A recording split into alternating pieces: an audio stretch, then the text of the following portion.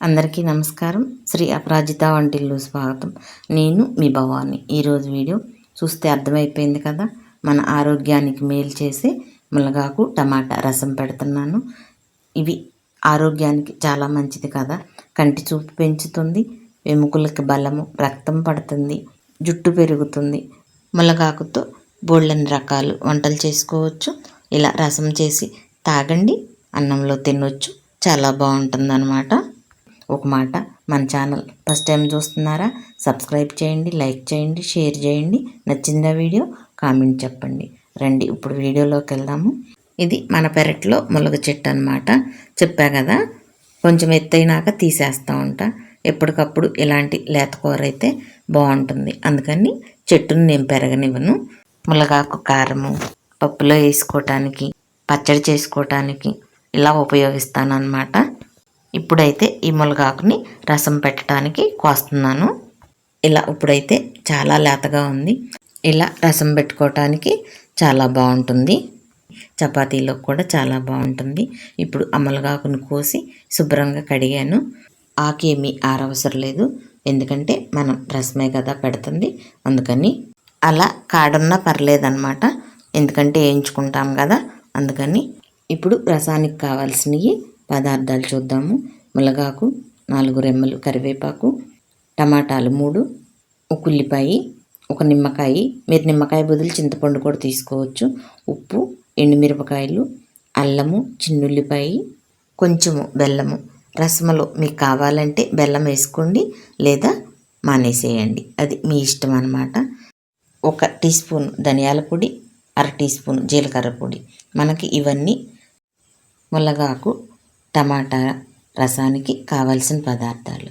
ఇవి పక్కన పెట్టేసుకుని టమాటాని, ఉల్లిపాయని కడిగి ముక్కలు కట్ చేసి పక్కన పెట్టుకోండి. స్టవ్ వెలిగించి బాండీ పెట్టి 3 నుంచి 4 స్పూన్లు నెయ్యి వేయండి. మీకు నెయ్యి వద్దనుకుంటే ఆయిలే వేసుకోండి. నెయ్యిలో వేయించటం వల్ల రసం చాలా బాగుంటుంది, మంచి రుచి వస్తుంది అన్నమాట. అందుకని నేను నెయ్యితో వేయించుతున్నాను. నెయ్యి వేసి కరిగినాక ఉల్లిపాయ ముక్కలు వేయండి. తర్వాత 1 నిమిషం వేయించండి ఉల్లిపాయ ముక్కల్ని. ఆ తర్వాత టమాటా ముక్కలు వేయండి, వేసి చక్కగా ఏగనివ్వండి. బాగా ఏమీ ఏగవసరంలా, సగం వేగితే చాలు అన్నీను. తర్వాత మెత్తగా మిక్సీ పేస్ట్ పట్టుకోవాలి.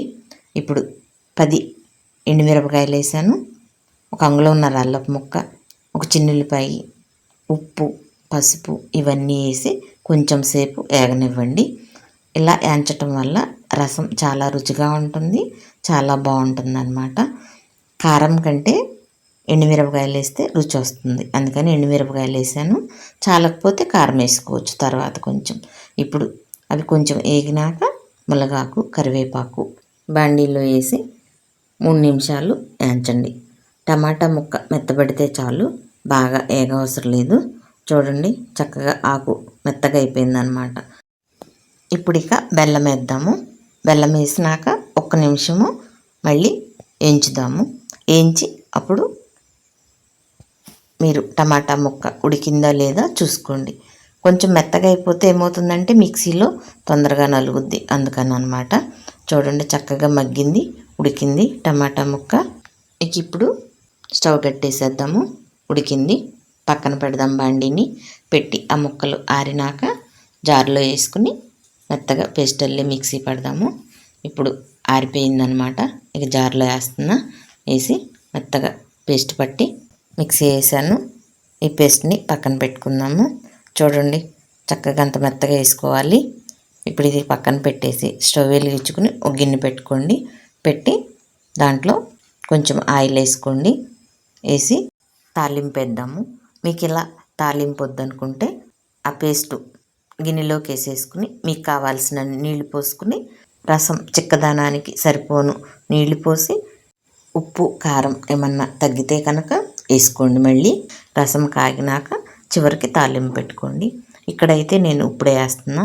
ఒక గిన్నె పెట్టాను, కొంచెం ఆయిల్ వేసాను, ఆవాలు, జీలకర్ర. దీంట్లో పప్పులు వేయటం లేదు. చిన్నుల్లిపాయ, కరివేపాకు. ముందు లేత కరివేపాకు వేసా చూడండి, అలాంటిది వేసుకుంటే చారుల్లో బాగుంటుంది అన్నమాట, అందుకని వేసాను. అదొకటి. కొత్తిమీర ఉంటే వేసుకోండి. ఇక్కడ నా దగ్గర కొత్తిమీర లేదు, అందుకని వేయలేదు. ఇప్పుడు తాలింపు అలా కాలినాక మునగాకు, టమాటాలు, ఉల్లిపాయ, అల్లం చిన్నుల్లిపాయ, బెల్లము, ఎండుమిరపకాయలు అన్నీ వేసి ఉప్పు చక్కగా ఇలా వేయించి పేస్ట్ చేసాం కదా, అది ఆ గిన్నెలో వేసేసి ఒక 3 నుంచి 4 నిమిషాలు వేగనివ్వండి. వేగినాక ఇప్పుడు ధనియాల పొడి, జీలకర్ర పొడి ఇవి వేసి ఇంకొక నిమిషం వేయించండి. వేయించినాక మనం ఇందాక జార్లో పేస్ట్ వేసాం కదా, అదే జార్లో నేను నీళ్లు పోసాను. పోసి ఆ నీళ్లు ఇప్పుడు ఈ గిన్నెలో పోస్తున్నా. అంటే ఇక్కడ నేను కుక్కర్ పెట్టానులేండి, చిన్న కుక్కరు. నేను 1 లీటర్ దాకా నీళ్లు పోసాను. చిక్కదనంగా ఉంటే ఇంకొంచెం పోసుకోవచ్చు. నిమ్మకాయ చివరికి పిండుతాను. మీకు కావాలంటే చింతపండు, నిమ్మకాయ బదులు చింతపండు వేసుకోవచ్చు. ఉప్పు కారం చాలలేదు, అందుకని ఇంకొంచెం వేసాను అనమాట. ఇలా మునగాకు టమాటా కలిపి రసాన్ని వారానికి ఒక్కసారన్నా చేసుకుని తింటే చాలా బాగుంటుంది కదా, చాలా మంచిది కూడా మన ఆరోగ్యానికి. ఇలా చేసి చూడండి, చాలా బాగుంది రసము. మీకు ఒక మాట చెప్పాలి, నిమ్మకాయని రసం వేడిగా ఉన్నప్పుడు దించంగానే పోయొద్దు. రసం కాగినాక ఒక 5 నిమిషాలు పక్కన పెట్టి అప్పుడు నిమ్మరసం పోసుకోవాలి. చూడండి పొంగు వచ్చింది కదా, చక్కగా అలా పొంగు వచ్చినాక ఒక 5 నిమిషాల నుంచి 6 నిమిషాలు మరగనివ్వండి. ఇక్కడ చూసారా, స్టవ్ ఐలో ఉంది, మంట చక్కగా మరుగుతున్నాయి. ఆ గరిటి అలా రసంలో ఉండటం వల్ల రసం పొంగి పొయ్యి మీద పడవన్నమాట. ఇది ఒక మంచి చిట్కా మీకు. ఇప్పుడు చక్కగా రసం కాగినవి, ఇక స్టవ్ కట్టేద్దాము. ఇక్కడ చెప్పా కదా నిమ్మరసము ఇప్పుడే పోయటం లేదని, అది పక్కన పెడుతున్నాను. స్టవ్ కట్టేసాను.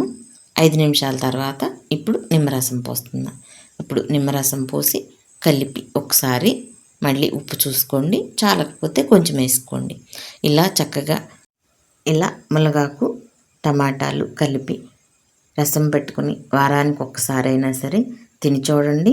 మనకి ఆరోగ్యానికి చాలా మంచిది.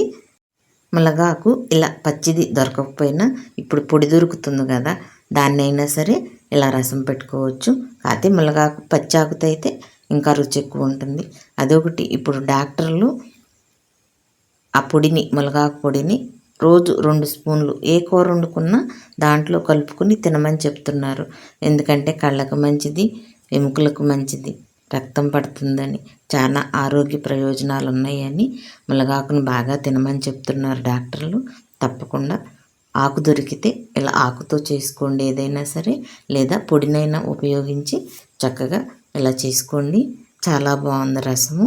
చక్కగా అలా వేడి అన్నంలో తింటే అసలు ఆ వాసనకి ఎంత ఆకలేస్తుందంటే అంత ఆకలేస్తుంది అనమాట. అలా తినేయాలనిపిస్తుంది, మంచి వాసన వస్తుంది అనమాట. నచ్చిందా వీడియో? లైక్ చేయండి, షేర్ చేయండి, సబ్స్క్రైబ్ చేయండి, కామెంట్ చెప్పండి.